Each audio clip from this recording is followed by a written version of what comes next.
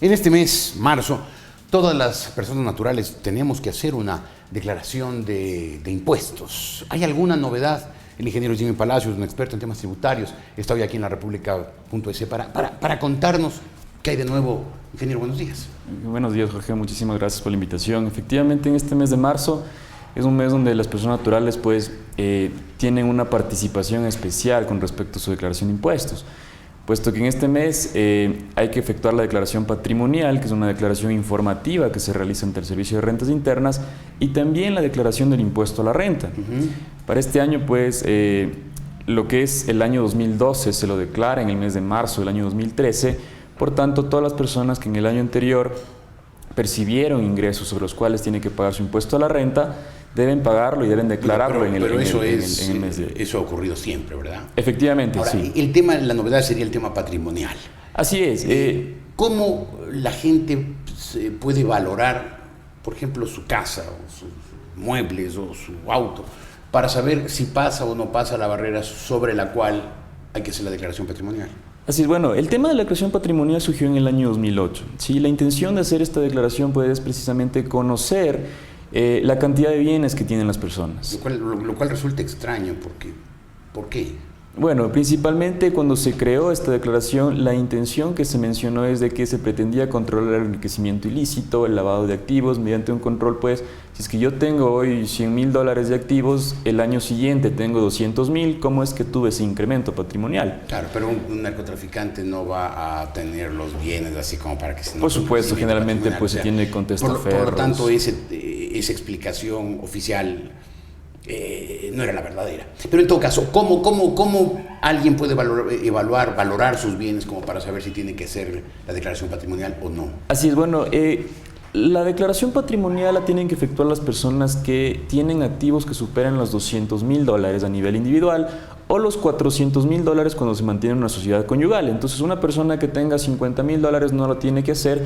pero una persona que por ahí tiene inmuebles y tiene vehículos que en suma superan los $200,000 ya tiene que hacer su declaración. En esta declaración básicamente se registra todo lo que sean activos y pasivos de la persona. Dentro de lo que es activos tenemos todo lo que son bienes muebles. Esto incluye también, por ejemplo, el dinero que podemos tener en una cuenta bancaria o el dinero que podemos tener en un fondo de ahorro, de inversión. Todo lo que sea participaciones en acciones, todo lo que sea muebles de hogar, electrodomésticos, muebles de oficina, que estén a nombre, evidentemente. Eventualmente gente que puede tener cuadros, joyas. Exactamente, obras de arte y también joyería. A propósito de eso, si una persona tiene activos, por decirle algo, por $250,000, pero tiene pasivos, deudas, por 60, su saldo está en 190, ¿qué tiene que hacer? ¿Declarar o no? Tiene que declarar. ¿Por qué? Porque si bien la declaración es patrimonial y se considera que el patrimonio es activos menos pasivos, la norma establece que debe declarar aquella persona que tenga activos superiores a $200,000. Sin importar cuánto tenga de pasivos. Sin importar cuánto tenga de pasivos, porque mis activos superan los $200,000. Entonces yo estaría en la obligación de declarar en ese caso. Ya. Ahora, la norma también establece que para yo declarar este tipo de bienes, por ejemplo, los muebles de casa, yo tengo que considerar aquellos bienes que superen los $1,000 de valor. Entonces, por ejemplo, si yo tengo una mesa, tengo un juego de sala, un juego de dormitorio, lo declaro en caso de que en conjunto supere los $1,000. Sí, porque evidentemente la idea es no considerar cosas pequeñas que más van a ser un problema para los contribuyentes, estar declarando uno a uno. Claro. Entonces, y en lo que es joyería se establece que se declara aquella joyería o aquella obra de arte que supere los $5,000 su valor comercial, es decir, el valor por el cual yo pudiera vender esa joyería.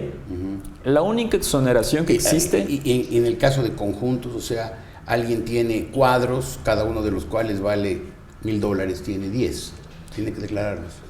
Lo que pasa es, la norma establece que si se trata de bienes que se comercializan en conjunto, se considera los 5,000. Entonces, en el cuadro que es individualmente, si es que no supera los $5,000, yo no lo tengo que declarar. Ya, aunque tenga muchos que valgan $1,000 cada uno. Sí, porque no se considera igual con las joyas. Una persona que tiene un reloj, un anillo, la señora un collar, una pulsera. Si cada uno de ellos no cuesta $5,000, aunque en conjunto valgan más de $5,000, no hay que declarar. Si es que no se comercializan en conjunto, no habría que declarar. No, claro, alguien vende un collar o un reloj individualmente. Exactamente, claro.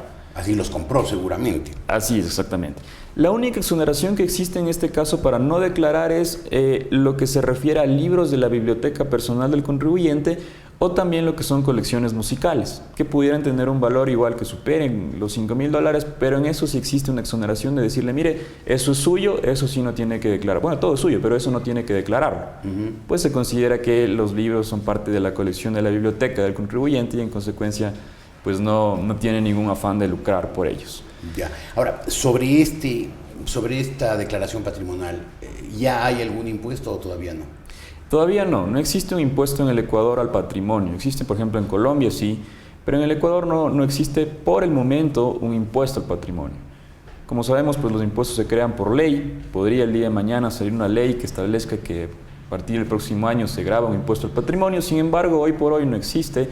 Y por ende la declaración patrimonial es meramente informativa. Sin embargo, si un contribuyente no cumple con su obligación de declarar, pues las multas sí son monetarias. Claro.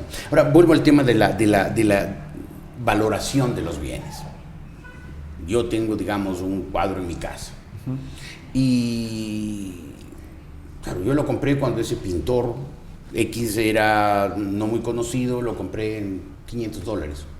No sé cuánto cueste hoy. ¿Cómo hago para saber si cuesta o no cuesta más de 5,000 y si por lo tanto si lo tengo que declarar o no? Que ese es un tema bastante curioso, puesto que la declaración es, o los datos se obtienen a raíz de la propia presunción del contribuyente. Es decir, le dice, mire, si usted tiene cualquier tipo de bien que incluye los cuadros, usted considere, ¿sí?, cuál es el valor comercial de sus bienes. Entonces no le dice, usted consígase un perito para que le evalúe cuánto cuesta su cuadro, sino le dice, usted considere si es que sale a vender a la calle el día de hoy, en cuánto vendería ese cuadro. Entonces, claro, se presta una serie de interpretaciones porque nosotros como personas no somos peritos. Yo no puedo saber si es que compré un cuadro en $500, quizás cuánto valga el día de hoy. Claro. Entonces se presta un poco a la interpretación y la norma no establece un criterio de cómo valorar esos activos.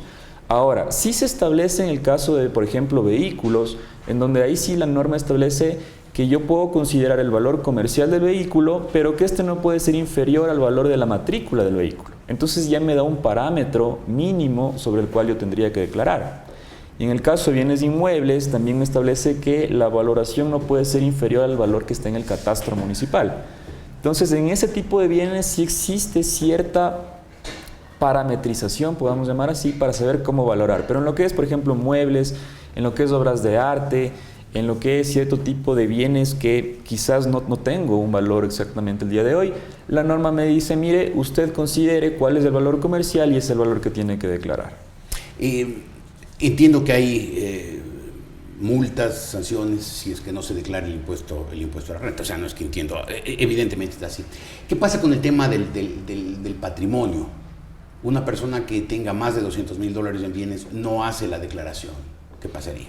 Okay. ¿Y cómo la autoridad tributaria sabe si usted tiene o no tiene más de $200,000 en bienes? Efectivamente. Bueno, dentro de lo que es las infracciones tributarias que se cometerían en este caso, tenemos lo que es la declaración tardía y la no declaración patrimonial. La declaración tardía es, mira, yo tengo que hacer en marzo, pero no la hago en julio, la hago el próximo año. Entonces, en ese caso, como es una falta reglamentaria, la administración tributaria me puede emitir una sanción desde 30 a $1,000 en función de los meses que yo me retrase. Si me retraso un mes, podría ser $30. Me retraso más de 10 meses, ya la sanción podría llegar hasta los $1,000 en caso de una notificación del SRI. Y en caso de que yo definitivamente no declare nunca y la administración tributaria me determina de que yo no declaré y tenía que haberlo hecho, ahí se convierte en una contravención que podría llegar hasta los $1,500. Sí, pero mi pregunta es, si alguien, a ver, me pongo en primera persona, yo no hago la declaración porque digo yo tengo menos de $200,000. ¿Cómo la autoridad tributaria sabe si yo estoy diciendo la verdad en el momento que no hago la declaración? O si tengo bienes superiores a $200,000, por tanto tenía que hacerla, no la hice. Bueno, esto se realiza fundamentalmente por lo que se llama cruces de información. El Servicio de Rentas Internas efectúa cruces de información con otros organismos de control para verificar la posible tenencia de bienes. Por ejemplo, se hacen cruces con el municipio para determinar el impuesto predial que ha tenido un contribuyente. De esa manera ya puedo saber si es que tengo bienes inmuebles. Se hace cruces pues con la agencia de tránsito para verificar si es que yo tengo un vehículo matriculado a mi nombre. Se hacen cruces con las instituciones financieras para saber si es que yo tengo cuentas de ahorro, cuentas corrientes o inversiones en una compañía. Y algo muy importante, a partir también del año pasado se generó el anexo de accionistas que se presenta al SRI, en donde cada compañía tiene que demostrar o tiene que declarar, digamos así, quiénes son sus accionistas y qué porcentaje de acciones tiene. Entonces ahí también ya el SRI puede conocer si una compañía que tiene, me invento, $1 millón de patrimonio y tiene un accionista que por ahí es el dueño del 90%, entonces ya más o menos puedo conocer cuánto es del patrimonio que es o cuál es la inversión que esa persona tiene en esa empresa. Perfecto, creo que ha quedado muy claro.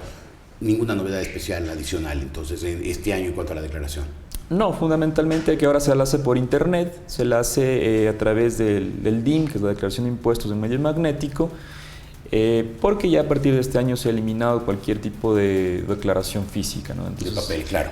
Sacarla clara, ¿no? Gracias por sus informaciones, ingeniero Palacio, han sido creo que muy interesantes, muy útiles. Gracias por haber estado aquí. Muchísimas gracias también. El ingeniero Jimmy Palacios, un experto en temas tributarios, hoy aquí, en la República.es.